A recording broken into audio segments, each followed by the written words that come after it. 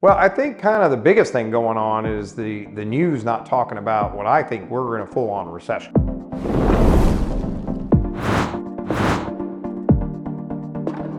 It started back first quarter of 24, and basically, we saw it in the cash flow we were doing for the clients, manufacturing, healthcare, services. Some of the clients were losing their biggest customer or a handful of customers, losing a project. And at first, not everybody was buying into that. By the second and third quarter, everybody was agreeing with me. Hey, because we're on the front lines of cash flow with clients. We see it pretty quick. And, we're notifying the CEO we need to make cuts, we need to make changes. And as I talk to other CEOs out there kind of in the, Florida space, they quickly saw the same thing starting to happen in the second and third quarter. Now, interesting enough, not due to the election because that was pre-election. So where's it coming from? I think it's coming from all the free government money we doled out during COVID, and now we're all gonna pay for it. So much so, come December, I started seeing our construction clients starting to take the hit. And I think in Florida, that's gonna be a second wind, basically, or second wave slowdown, because construction runs Florida, and a lot of the construction clients now are reporting down here in the first quarter. Then you couple that with the tariffs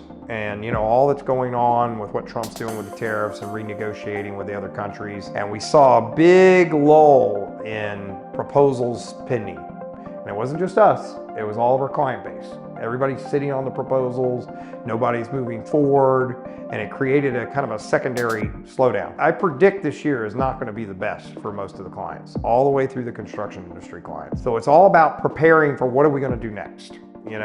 What's our strategic plan? What are we gonna do to get new materials from different countries, create new partnerships? How are we gonna change our pricing? How are we gonna incorporate, more expensive costs? How do we do layoffs? That's something a CFO can help you with. How do we work with our banking relationship? How do we buy time? How do we get different types of working capital? So, it's all these things. It's not just basic accounting and what are the numbers, but it's more what's our strategy moving forward in these uncertain times.